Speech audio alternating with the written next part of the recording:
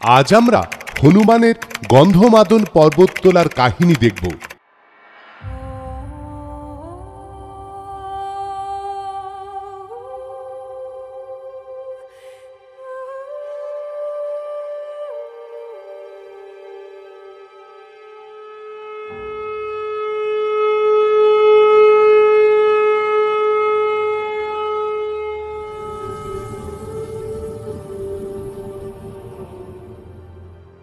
রামায়ণের রাজা রাম ও তার ভাই লক্ষণ তখন যুদ্ধ করছে লঙ্কার রাজা রাবণের সঙ্গে। দুষ্টু রাবণ ভগবান শ্রীরামের স্ত্রী সীতাকে হরণ করে নিয়ে এসেছিল এই লঙ্কাপুরীতে। এই কারণে ভগবান রাম, তার ভাই লক্ষণ এবং পুরো বানর সেনা মিলে লঙ্কায় আসে মা সীতাকে ফেরত নিয়ে যেতে। কিন্তু যুদ্ধ না করে মা সীতাকে কিছুতেই ফিরিয়ে দেবে না রাবণ। তাই শুরু হলো ভীষণ লড়াই। সেদিন ছিল লঙ্কা কাণ্ডে রামায়ণের যুদ্ধের ৬তম দিন। ইন্দ্রজিৎ ছিল রাবণের খুব প্রিয় সন্তান। সে মেঘের আড়াল থেকে যুদ্ধ করত বলে মেঘনাদ নামেও পরিচিত ছিল। সেই মেঘনাদ যুদ্ধে পরাজিত না হওয়ার জন্য নিকুম্ভিলা যজ্ঞ করেছিলেন। ওম হিং টিং ছট, ওম হিং টিং ছট, ওম হিং টিং ছট। এই যজ্ঞ ছিল রাম ও রাবণের যুদ্ধের এক গুরুত্বপূর্ণ মোড়। মেঘনাদ বিশ্বাস করতেন যে যদি তিনি এই যজ্ঞ শেষ করতে পারেন তাহলে তিনি অজেয় হয়ে উঠবেন এবং রাম ও লক্ষণকে পরাজিত করতে পারবেন। এইভাবেই ইন্দ্রজিৎ যজ্ঞ করে তার জাদুকরী শক্তি ব্যবহার করে ভ্রম তৈরি করেছিলেন। সেদিন মায়া শক্তি দিয়ে তিনি রাম ও লক্ষণকে ফাঁদে ফেলেছিলেন। সেই মায়ায় দুই ভাই অজ্ঞান হয়ে পড়ে যায়। সেই সুযোগে ইন্দ্রজিৎ শক্তিশালী সর্পবাণ অস্ত্র দিয়ে নাগপাশে তাদের আবদ্ধ করে দেয়, যাতে তাদের যুদ্ধক্ষেত্রে লড়ার ক্ষমতা না থাকে।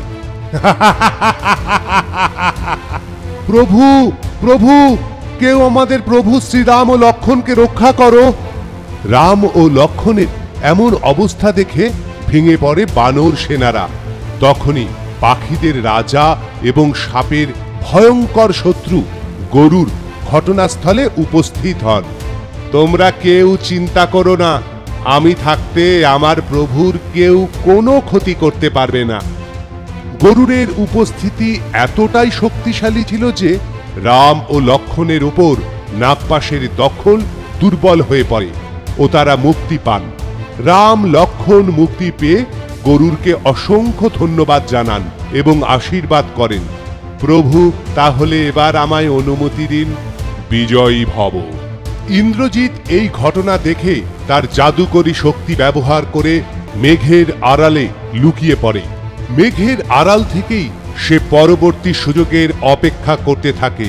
এদিকে রাম লক্ষণ প্রবল পরাক্রমে যুদ্ধ করতে করতে লক্ষণ যখন রামের আড়ালে চলে যান, সেই সুযোগে ইন্দ্রজিৎ একটি শক্তিশালী তীর লক্ষণকে তাক করে বর্ষণ করে। সেই শক্তিশাল লক্ষণের বুক বিদ্ধ করে। প্রচণ্ড ব্যথায় লক্ষণ অজ্ঞান হয়ে মাটিতে লুটিয়ে পড়েন। লক্ষণের এই অবস্থা দেখে বানর সেনাবাহিনীর মন আবারও ভেঙে যায়। এমন বিপদ দেখে এগিয়ে আসেন জাম্বুবান। তিনি বলেন, প্রভু রাম, লক্ষণের এই গভীর ক্ষত সারিয়ে তার জীবন ফিরিয়ে দিতে পারে একমাত্র সঞ্জীবনী ঔষধি। কোথায় পাওয়া যাবে এই ঔষধি উদ্ভিদ? প্রভু, এটাই চিন্তার বিষয়। একমাত্র হিমালয় পর্বতমালায় গন্ধমাদন পর্বতে পাওয়া যায় এই বিরল শক্তিশালী ঔষধি। প্রভু, আপনি আমায় আদেশ করুন, আমি হিমালয়ে গিয়ে এই সঞ্জীবনী ঔষধি নিয়ে আসব। হনুমান ঠিকই বলেছে প্রভু, একমাত্র হনুমানই এই অসাধ্য সাধন করতে পারবে। তথাস্তু, তবে তাই হোক।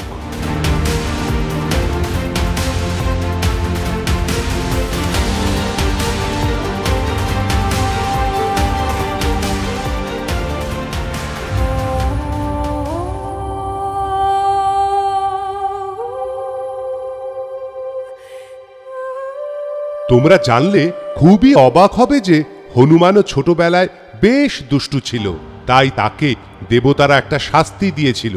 হনুমানের দুষ্টুমির জ্বালায় ঋষি মুনিরা প্রচুর বিরক্ত ও অসন্তুষ্ট ছিল। তাদের তপস্যা ও কাজকর্মে প্রচুর সমস্যা হচ্ছিল, তাই তারা হনুমানকে একটা কঠিন শাস্তি দেন। হনুমান, আজ থেকে তুমি তোমার সব শক্তি ভুলে যাবে। আমায় ক্ষমা করে দিন ঋষিবর, আমি আর দুষ্টুমি করব না। সে তো আর সম্ভব নয় হনুমান, তবে বিপদের সময় কেউ যদি তোমার শক্তির কথা মনে করিয়ে দেয় তবে তুমি আবারও তোমার সব শক্তি ফিরে পাবে।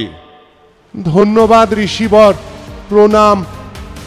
তাই জাম্বুবান হনুমানের সেই শক্তির কথা মনে করিয়ে দিতেই হনুমানের মনে পড়ে গেল সব কথা। তার কাছে এবার সেই সুযোগ এলো যাতে সে নিজের শক্তির সঠিক প্রয়োগ করতে পারে।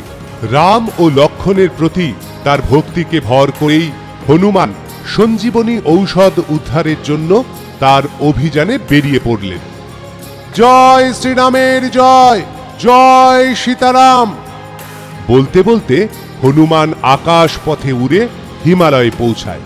পাহাড়ে পৌঁছানোর সাথে সাথে তিনি গন্ধমাদন পর্বতে জন্মানো ঔষধটি আলাদা করে দেখতে পান না। পাহাড়ের অসংখ্য উদ্ভিদের মধ্যে এটা কোন ঔষধি সেটা চিনতে পারল না হনুমান। তাহলে কি খালি হাতে ফিরতে হবে? এদিকে হাতেও সময় নেই, তাই কোনো উপায় না পেয়ে তিনি পুরো পর্বতটি তুলে যুদ্ধক্ষেত্রে নিয়ে আসার সিদ্ধান্ত নেন। কিন্তু এই ক্ষুদ্র শরীর দিয়ে এই বিরাট পর্বত কিভাবে তুলবে হনুমান? তখন তার মনে পড়ে যায় সেই ছোট্টবেলার কথা, হনুমানের বাবা পবনদেব। তাই হনুমান ব্রহ্মার কাছে এক বিশেষ বর পেয়েছিলেন, যার জন্য সে ইচ্ছে মতো তার দেহকে বড় ও ছোট করতে পারে। হনুমান সেই মন্ত্র জপ করতে থাকে, ওম ব্রহ্মদেবায়, ওম ব্রহ্মদেবায়, ওম ব্রহ্মদেবায়। দেখতে দেখতে হনুমানের দেহ পর্বতের থেকেও বিরাট আকার ধারণ করে। সূর্যদেবের কাছ থেকে তিনি অসীম শক্তির বর পেয়েছিলেন, তাই মনে মনে সূর্যদেবকে স্মরণ করে তার সুবিশাল দুই বাহু দিয়ে হনুমান গন্ধমাদন পর্বত ভূমি থেকে উপড়ে ফেলেন। রক্ষা করো, রক্ষা করো হনুমান, আমায় রক্ষা করো। হে পর্বতদেব, আমায় ক্ষমা করবেন। আমি প্রভু রামের দাস, তাই তার আদেশ অমান্য করতে পারবো না। আপনার পর্বত জুড়ে যে ঔষধি আছে তা নিয়ে আমাকে যত তাড়াতাড়ি সম্ভব লঙ্কায় ফিরে যেতে হবে। লঙ্কা? সে তো রাবণপুরী, সেখানে আমি কেমন করে থাকব? পর্বতদেব, আমি আপনাকে কথা দিচ্ছি, প্রয়োজন মিটে গেলেই আমি আপনাকে আবার হিমালয় ফিরিয়ে দেব। এই কথা বলে হনুমান হাতের তালুতে পর্বত বহন করে লঙ্কায় ফিরে আসেন। হনুমান যখন পর্বত নিয়ে ফিরে আসেন তখন সঞ্জীবনী ঔষধির সুবাস লক্ষ্মণকে পুনরুজ্জীবিত করে এবং তিনি ধীরে ধীরে চেতনা ফিরে পান। তাদের প্রিয় লক্ষ্মণ ফিরে এসেছেন জেনে বানর সেনারা আনন্দে মেতে ওঠেন। হনুমান, তুমি আমার সব থেকে প্রিয় ভক্ত, তোমার জন্যই আজ আমি লক্ষ্মণকে ফিরে পেলাম। সবই আপনার কৃপা প্রভু। প্রভু, মানব রূপে আপনার এই অবতার দর্শনে আমি ধন্য। এবার আমায় অনুমতি দিন, আমি হিমালয়ে ফিরে যাই। আপনার ঋণ আমি কখনো ভুলব না পর্বত। আজ থেকে আপনার খ্যাতি বিশ্বে ছড়িয়ে পড়বে। গন্ধমাদনকে আশীর্বাদ করে শ্রীরামচন্দ্র হনুমানকে আদেশ করেন গন্ধমাদনকে আগের জায়গায় ফিরিয়ে দিতে। হনুমান প্রভুর আদেশ পালন করার জন্য আবারও পর্বত হাতের তালুতে তুলে নিয়ে আকাশ পথে উড়ে চলেন।